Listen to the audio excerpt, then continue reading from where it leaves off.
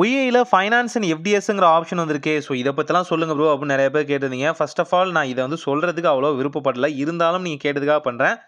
இது ஒரு loan process plus பார்த்தீங்கன்னா இந்த இஎம்ஐ கார்டு வாங்குற ப்ராசஸ் அண்ட் பார்த்தீங்கன்னா எஃப்டிஎஸ் மியூச்சுவல் ஃபண்ட்ஸ் மாதிரியான விஷயங்கள்னு வச்சுங்களேன்.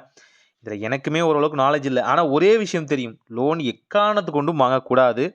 வாங்கினா பிரச்சனை தான், நம்மளால் கட்ட முடியாது. நானுமே இது போல் பிரச்சனைகள்லாம் வந்து அதிகமாக வந்து ஈடுபட்டிருக்கேன். நிறைய முறை ரொம்ப கஷ்டப்பட்டு தான் சில லோன்ஸ் எல்லாமே நாங்கள் க்ளோஸ் பண்ணியிருக்கோம். ஸோ இது பர்சனல் எக்ஸ்பீரியன்ஸாக நான் சொல்கிறேன். ஏன்னு பார்த்தீங்கன்னா நான் பாதித்த மாதிரி மற்றவங்க பாதிச்சிடக்கூடாது அப்படிங்கிறதுனால தான். ஸோ புரிஞ்சுக்கோங்க. விஐயோட ஃபைனான்ஸ் அப்படிங்கிற ஆப்ஷனில் பார்த்தீங்கன்னா நீங்கள் வந்து லோனை வந்து வாங்கிக்க முடியும். உங்கள் கார்டு மூலியமாகவோ இல்லை அதர சர்வீஸ் மூலியமாகவோ உங்களோட சிவில் ஸ்கோர் மூலியமாகவோ வாங்கிக்க முடியும். ரெண்டாவது மல்டிப்ளான இஎம்ஐ கார்ட்ஸ் இருக்கும் இல்லையா, இந்த கார்ட்ஸுமே நீங்கள் வந்து ஈஸியாக பார்த்தீங்க அப்படின்னா வாங்கிக்கலாம். இங்கேருந்து அப்ளை பண்ணுற ஆப்ஷன் பார்த்தீங்கன்னா கொடுத்துருக்காங்க. இதனால் அவங்களுக்கு என்ன லாபம்னு பார்த்தீங்கன்னா ஒரு பர்டிகுலர் கமிஷன் கிடைக்கும். ப்ளஸ் பார்த்தீங்கன்னா இவங்கள்ட்ட இருந்து கேட்வே மாதிரி போகிறனால இன்னுமே இந்த பிராண்டோட வேல்யூ ஏறும். அதனால தான். அண்ட் எஃப்டிஎஸ் பார்த்தீங்கன்னா உங்களுக்கு தெரியும் இல்லையா, ஃபிக்ஸட் டெபாசிட்டு. ஸோ நீங்கள் பணத்தை போட்டு பேங்க்லேருந்து வட்டி வரும் இல்லையா, அந்த வட்டி மாதிரியான விஷயங்கள் இங்கேயுமே பண்ணிக்கலாம். ஆனால் நான் என்ன சொல்கிறேன்னா இப்போது விஐ பார்த்தீங்கன்னா கொஞ்சம் ஸ்டேபிளாக இல்லை.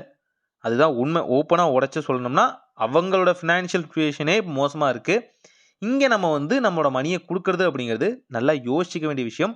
ஆனால் இப்படி ஒரு ஃபீச்சர் இருக்குன்னு தெரிஞ்சுக்கிறதுக்காக தான் இந்த வீடியோ வந்து மேக் பண்ணியிருக்கேன். ஸோ எஃப்டிஎஸ் ஆகட்டும், அதே நேரத்தில் விஐயோட ஃபைனான்ஸ் ஆகட்டும், ரெண்டுமே பார்த்தீங்க அப்படின்னா ஒரு அடிஷ்னல் சர்வீஸ் தான் வந்து ஓப்பன் பண்ணியிருக்காங்க. ஸோ ஏதாவது பண்ணி இந்த பிராண்டை வந்து ஓரளவுக்கு டாப்புக்கு கொண்டு வந்துடலாம் அப்படிங்கிறதுக்காக எல்லா சர்வீஸும் கொண்டு வந்திருக்காங்க. இப்போ உதாரணத்துக்கு சொல்லலாம், மொபைல் ரீசார்ஜ் ஆப்ஷனும் பார்த்தீங்கன்னா இதுக்குள்ளே வந்திருக்கு.